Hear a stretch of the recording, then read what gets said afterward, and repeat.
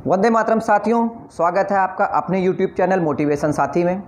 साथियों, वैसे तो नेपाल और भारत के बीच में शुरू से ही बहुत ही मधुर संबंध रहे हैं, लेकिन कुछ समय से दोनों के रिश्तों के बीच में थोड़ी सी कड़वाहट आ गई है और इसकी वजह है भारत नेपाल सीमा विवाद।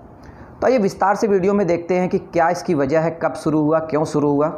तो प्लीज़ वीडियो को बिना स्किप किए हुए पूरा देखिए और अगर अभी तक आपने इसे सब्सक्राइब नहीं किया है तो प्लीज़ सब्सक्राइब कर लीजिए और लाइक शेयर करना मत भूलिएगा।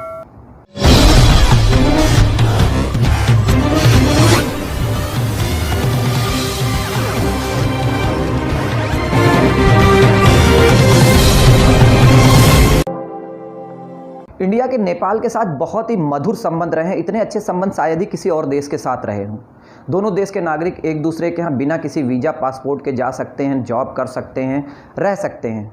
फिर भी इनके रिश्तों में इतनी तल्खी क्यों आ गई, इसको जानने के लिए 100 साल पहले के इतिहास की तरफ चलते हैं। उस समय नेपाल में गोरखा किंगडम हुआ करता था और मुग़लों के पतन के बाद ये बड़ी शक्तिशाली ढंग से इन्होंने अपनी राज्य की सीमाओं को बढ़ाना शुरू किया। गोरखा वैसे भी बड़े बहादुर माने जाते हैं। इन्होंने, अगर आप देखेंगे तो इधर अपनी सीमा को बढ़ाते हुए सिक्किम तक पूरा कब्जा कर लिया और इधर कुमाऊं गढ़वाल, जो कि दोनों मिलकर के उत्तराखंड बनता है, और नीचे का ये तराई वाला हिस्सा, ये पूरा इन्होंने अपनी सीमा में मिला लिया। और इसकी सीमाएं ऊपर सतलज नदी से तिस्ता नदी तक ये अपनी नेपाल की इन्होंने नई सीमा बना ली।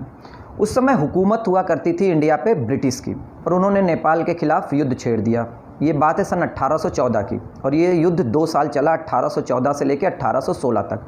एंग्लो नेपाल वार के नाम से जाना जाता है। हालांकि गोरखा काफ़ी हिम्मत वाले, मजबूत होते हैं, लेकिन अंग्रेज़ों की स्ट्रेटजी और उनके जो हथियार थे उसके सामने वो टिक नहीं सके और उनकी हार हो गई।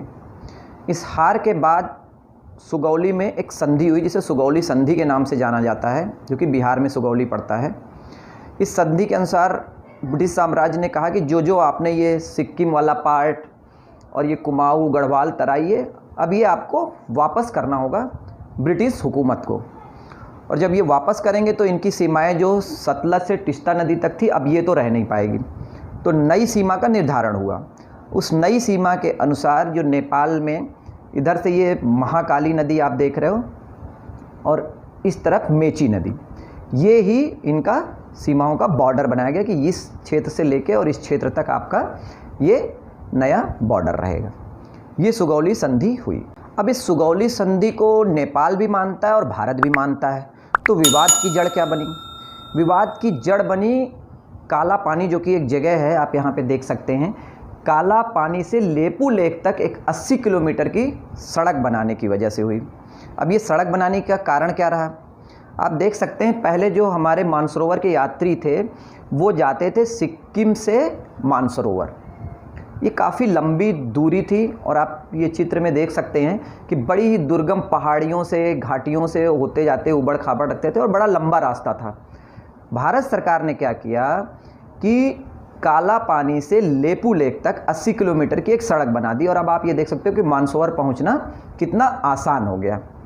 और दोस्तों, एक चीज़ और है, इमरजेंसी की स्थिति में अगर चाइना के ख़िलाफ़ हमें कुछ करना हो तो हमारी आर्मी भी आसानी से यहाँ से पहुँच सकती है।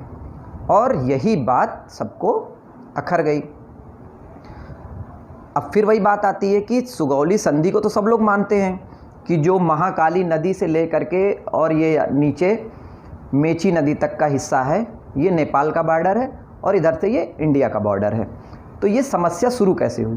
समस्या शुरू हुई इस तरह से कि जो ये नदी है, महाकाली नदी, ये एक ट्रायंगल जंक्शन है। 3 शाखाएं हैं इसकी, आप ये देख सकते हो। ये पहली शाखा इधर ये लेपू लेक इधर वाला है, ये बीच में इधर ये काला पानी है और ये इधर लिम्पियाधुरा है। संक्षेप में आप ऐसे समझिए कि जो पूरा का पूरा डिस्प्यूट है, विवाद है, वो लिम्पियाधुरा से लेकर के और इधर लेपू लेक तक के जो बीच का ये एरिया, ट्रायंगल एरिया है, इससे है। इंडिया का कहना है कि जो लेपू लेक है, ये नदी यहाँ से निकल रही है और ये आपकी सीमा है और इधर हमारा इंडिया का पार्ट है। नेपाल का कहना है कि लिम्पियाधुरा तक ये नदी है, यहाँ से है तो हम इसको बॉर्डर मानेंगे, ये इस तरफ का जो एरिया ये हमारा है।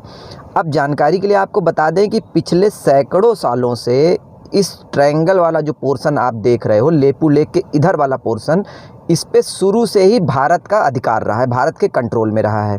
जबकि जो ये सड़क बनाई गई है ये दोनों देश के काम आएगी, दोनों देश के नागरिक इसको यूज़ कर सकते हैं, आ सकते हैं, जा सकते हैं। जैसा कि मैंने पहले ही बताया कि यही एक दोनों देश हैं जिनके बीच में कभी भी पासपोर्ट और वीज़ा की ज़रूरत नहीं पड़ी है।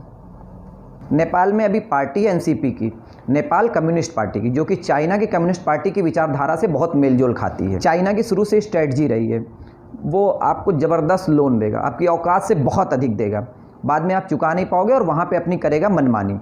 ये चीज़ अभी ओपी शर्मा जी को समझ में आ नहीं रही है, वो उसकी चालाकियों को समझ नहीं पा रहे हैं और अपने रिश्ते बेवजह भारत के साथ ख़राब कर रहे हैं। मैं आपको बताऊं, इस महामारी में लाखों की संख्या में हाइड्रोक्सीक्लोरोक्विन और पैरासीटामोल नेपाल को भारत ने दिया, और दिया तो दिया, उससे बड़ी बात आपको बताऊं, बिल्कुल मुफ्त एक उपहार के रूप में दिया। एक पाई उसका भारत ने इनसे नहीं लिया, जबकि जो अमेरिका को दिया है उसका पैसा लिया गया है। उसके बदले ये श्रीमान जी भारत के ऊपर क्या आरोप लगा रहे हैं कि भारतवासी आकर के यहाँ पे कोरोना फैला रहे हैं, और इसके अलावा क्या बोला उन्होंने, वहाँ के प्रधानमंत्री ने, कि जो भारत का कोरोना है वो इटली और चाइना से ज़्यादा खतरनाक है।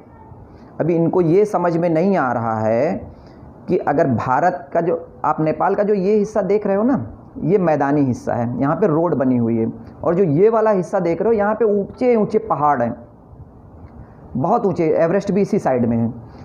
तो चाइना को अगर कोई भी माल भेजना होता तो पूरा इधर से ऐसे घूम करके ये कलकत्ता के बंदरगाह पे उतार देता है, और यहाँ से फिर बाई रोड यहाँ तक सप्लाई हो जाती है।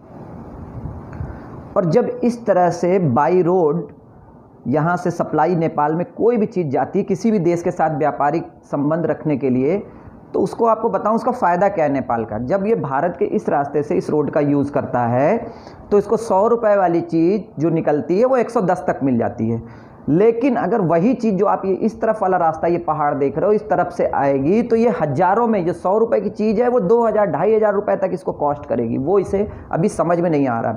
2015 में जब मधेशिया विवाद हुआ था भारत का नेपाल के साथ, मात्र 2 महीने के लिए भारत ने ये ब्लॉक कर दिया था ये रोड को। भाई साहब नाको चने चबा लिए थे इन्होंने, अभी इन्हें ये समझ में नहीं आ रहा है।